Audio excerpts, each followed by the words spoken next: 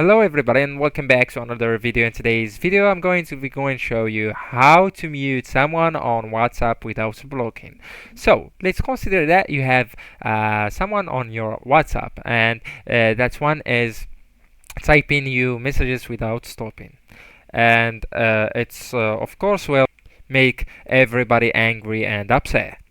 So, to do that or to mute that one, you just need to go into your WhatsApp app, open it, and after that, let's consider that this is the one that I want to mute. So, just by going into that contact, and just by tapping on it, I will get through the conversation. And right here, what I want you to do is to go into this 3 points on the top right corner, tap on them, and right here as you can see you can tap on mute notifications, and after that you can or I advise you to choose always until you unmute them or him, and then go into OK and tap on it. Or you can just tap on his name or of WhatsApp or his number. So you can just tap on it, and right here as you can see you can see or you will find notifications. So tap on him,